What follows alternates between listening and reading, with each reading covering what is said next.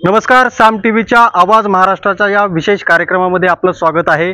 मी आज तुळजापूर नगरीमध्ये आलेलो आहे। महाराष्ट्राची कुलस्वामिनी आई तुळजाभवानीच्या नगरीतून आपण तुळजापूर विधानसभा मतदारसंघाचा जो आहे तो कल जाणून घेणार आहोत। आगामी विधानसभा निवडणूक आता येऊन ठेपलेल्या आहेत आणि त्या अनुषंगाने या विधानसभा मतदारसंघामध्ये कोणते प्रश्न प्रलंबित आहेत, कुठली विकास कामं झालीत, या सर्व अनुषंगाने बोलण्यासाठी माझ्यासोबत येथील नागरिक आहेत, सर्वसामान्य शेतकरी आहेत। आपण त्यांच्याशी बातचीत करणार आहोत।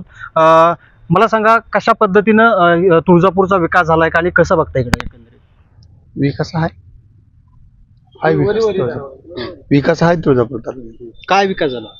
काय चालू आहे ती काम, योजना आहे त्या ज्येष्ठच्या निराधार योजना आहे, योजना काम चालू आहे ती गावगाव।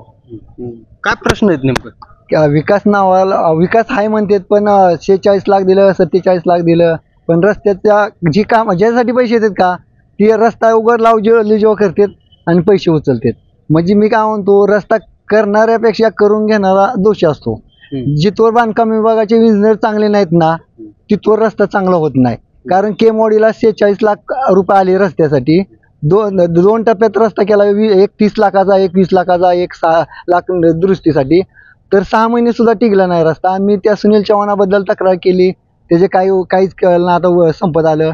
परत पाठीमागनं 6 लाख रुपये मंजूर केला आमच्या केमवाडी ते वडाळा सावरगाव या कॉलेजला जाण्यासाठी। कमीत कमी 100 ते 125 विद्यार्थी येतेच जातात, पण आणि वडाळा गाडी येते सारखं कुठलं काय ना काय घोटाळा होतं। रस्त्याचा प्रश्न प्रलंबित, काय दुसरे काय प्रश्न प्रलंबित? दुसरे हे तुळजाभवानीचं पुण्य पावन नगरीचं म्हणजे तीर्थस्थळ ठिकाण आहे। इथं लाखोच्या संख्येने भाविक येतात।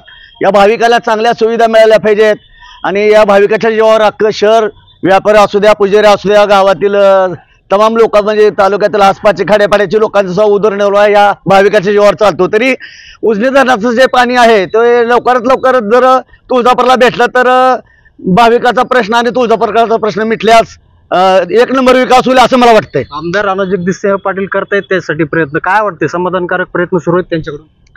प्रयत्न चालू आहेत, परंतु लवकरात लवकर त्याची अंमलबजावणी होऊन लवकरात लवकर पाणी आलं पाहिजे आणि लवकरात लवकर न्याय मिळाला पाहिजे।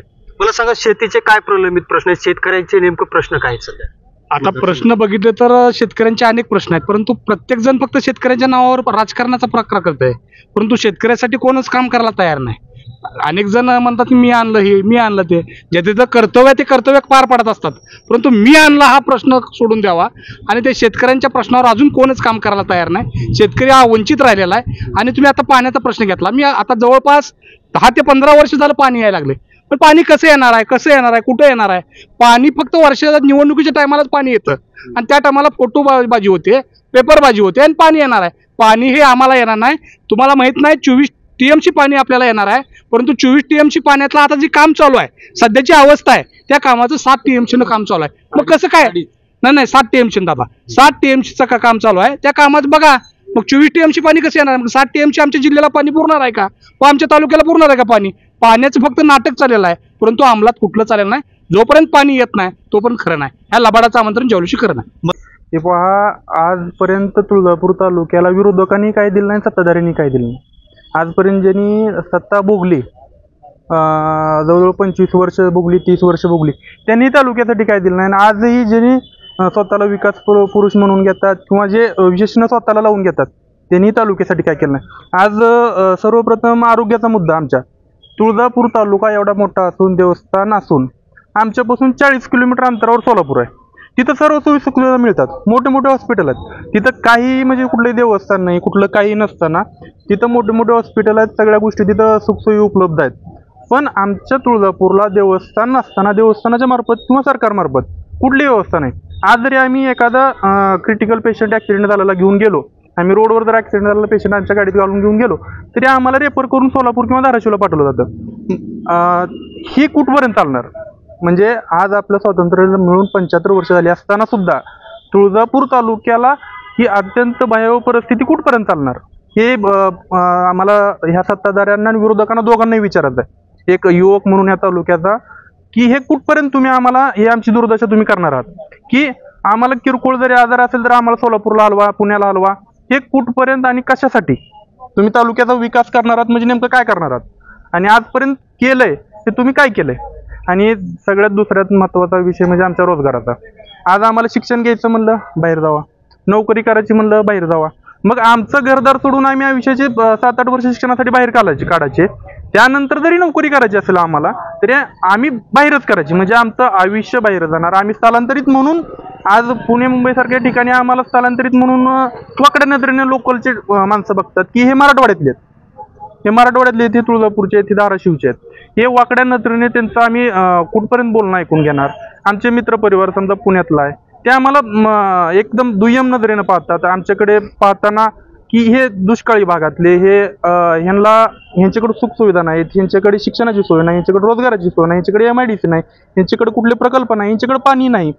आमचा बाप शेतकरी पाण्यासाठी आत्महत्या करतो, ही म्हणजे किती लाजिरवाणी गोष्ट आहे. मग ह्या सत्ताधाऱ्यांनी, मागडच्या सत्ताधाऱ्यांनी, आताच्या सत्ताधाऱ्यांनी ह्या मराठवाड्यासाठी, तुळजापूरसाठी विशेष करून ह्या देवस्थानासाठी, देवस्थान अखंड महाराष्ट्राचं आराध्य दैवत, अखंड महाराष्ट्राची कुलस्वामिनी इथं असताना तुळजापूर तालुक्याचा विकास होत नाही, ही किती लाजिरवाणी गोष्ट आहे, मी त्यांना विचारू शकतो. म्हणून झाले पाहिजे होते, आणखीन झाले नाहीत, असे कुठले प्रश्न? सगळ्यात मोठा प्रश्न म्हणजे पाणी प्रश्न आहे, जी की आता इंगळे सरांनी सांगितलं की 21 टीएमसी पाणी विलासराव देशमुख साहेब असताना जे मंजूर झालं, त्यानंतर त्या कामाची सुरुवात झाली. परंतु त्याच्यानंतर हे 10 वर्ष गेले. त्या 10 वर्षात कुठलीही प्रगती आत्तापर्यंत झालेली नाही. ज्या विहिरी पाडल्या होत्या त्या बुजवून उद्घाटनं झाली. परंतु त्यानंतर आता सांगितल्याप्रमाणे 7 TMC पाण्याचाच आतापर्यंत आपल्याला प्रोग्रेस नाही आहे, परंतु त्याप्रमाणे कामकाज शासनात चालू आहे. 21 TMCचं 60% आलं. मग 60% TMCनं तालुक्याची आणि आपल्या तालुक्याची भूक भागणार नाही. म्हणून माझं एवढंच म्हणणं आहे, तालुक्यातल्या राजकारणी लोकांनी स्वतःला आरशात पाहावं की राजकारण आणि पद हे काय भूषवण्यासाठी नाही, जनतेच्या हिताचं काम झालं पाहिजे. आणि त्याचबरोबर ज्या काय तालुक्याच्या पाणी पुरवठ्याचं 50-60 ज्या चालू आहेत त्या अत्यंत निकष दर्जाचे झालेले आहेत आणि कोणत्याही गावाला पाणी मिळेल अशी शाश्वती राहिलेली नाही. आणि अनेक रस्त्याचे प्रश्न आहेत, शाळेचे प्रश्न आहेत, विद्यार्थ्यांचे प्रश्न आहेत, बेरोजगाराचे प्रश्न आहेत, अनेक प्रश्नाला आपल्याला तालुक्याला सामोरे जायचं आहे. मला सांगा, बेरोजगारीचा कसा प्रश्न आहे, काय नेमकं एकंदरीत आमदारांच्या कामावर कसं तुम्ही बघताय? मुळात आता कसं आहे, म्हणजे तुम्ही इकडल्या नागरिकांनी जे विषय सांगितले, खरं तर मला त्या विषयावर बोलायचं होतं, परंतु तुम्ही आता बेरोजगारीचा प्रश्न काढलाय, तर त्याच्यामध्ये आता आपण लाडका भाऊ याच्या अंतर्गत कितीतरी आपल्या ग्रामीण भागातील मुलांना ग्रामपंचायत असेल, तलाठी कार्यालय असेल किंवा प्रत्येक शासकीय कार्यालयामध्ये आपण प्रत्येक गावातले 5 ते 10 तरुण त्या ठिकाणी आज लाडका भाऊ अंतर्गत प्रशिक्षणार्थी म्हणून कामाला लागलाय. त्यांना पगार 8 ते 10 हजारापर्यंत पगार आता सुरू होते. हा एक विषय आहे. परवा आमदार साहेबांनी त्यांनी एक कॅम्पेन राबवलं, त्याच्यामध्ये सुद्धा अनेक विद्यार्थ्यांना त्या ठिकाणी काम मिळाले. आता येणाऱ्या काळामध्ये तामळवाडीला त्या ठिकाणी मोठं आपण एक MIDC होते, होर्टी भागामध्ये एक MIDC होते. या माध्यमातून तरुणांच्या हाताला काम निश्चित हजारो तरुणाला त्या ठिकाणी काम मिळणार आहे. या पद्धतीने आपण तरुणाचा कामाचा विषय त्या ठिकाणी मिटवतोय.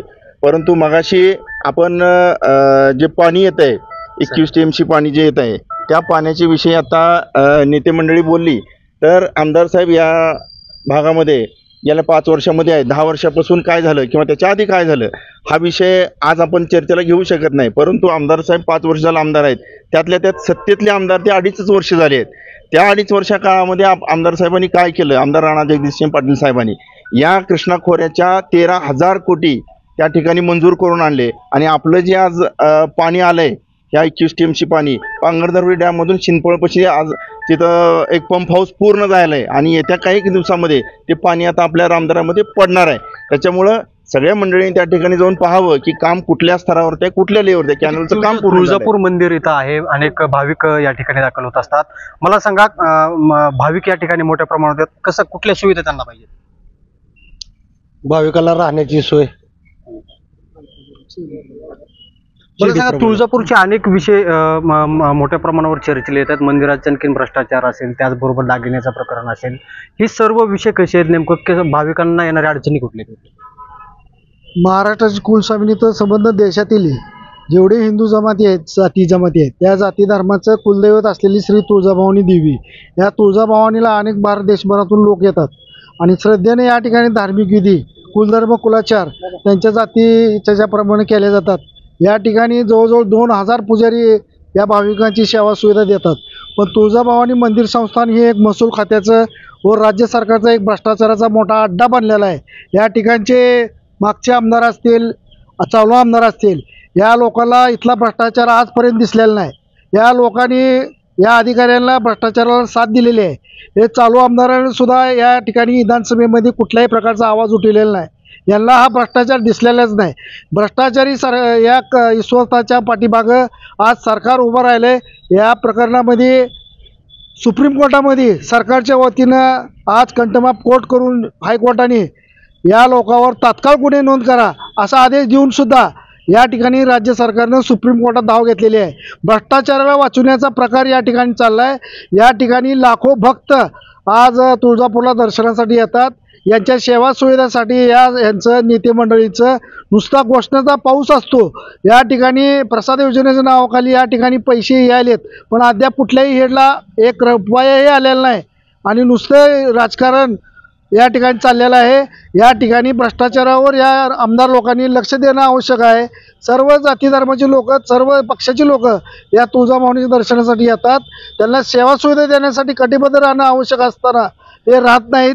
ते या ठिकाणी तुळजापूरवर, तुळजाभवानीवर अन्याय करण्याचं काम या सर्वपक्षीय नेते मंडळाकडून या ठिकाणी चाललेलं आहे. जर आपण पाहिलं तर अगदी आपण तुळजापूर नगरीमधून हा आढावा घेतलेला आहे. कल आपण नागरिकांचा जाणून घेण्याचा प्रयत्न केला आहे. जर आपण पाहिलं तर तुळजापूरमध्ये जे अनेक कामं झालेली आहेत, मात्र अनेक प्रश्न देखील प्रलंबित, जसा पाण्याचा प्रश्न असेल, त्याचबरोबर महाराष्ट्राची कुलस्वामिनी आई तुळजाभवानीच्या दर्शनासाठी येणारा जो भाविक आहे त्यांच्या सोयीसुविधाचा प्रश्न असेल, अशा अनेक प्रश्न जे आहेत त्या ठिकाणी प्रलंबित असलेले आपल्याला पाहायला मिळतात. बालाजी सुरवसे, साम TV, तुळजापूर. देश विदेशातील प्रत्येक घडामोडींचे लाईव्ह अपडेट मिळवण्यासाठी आता साम टीव्हीच्या सर्व सोशल मीडिया प्लॅटफॉर्मला लाईक, फॉलो आणि सबस्क्राईब करा. तसंच सर्व नोटिफिकेशनसाठी बेल आयकॉन प्रेस करायला विसरू नका.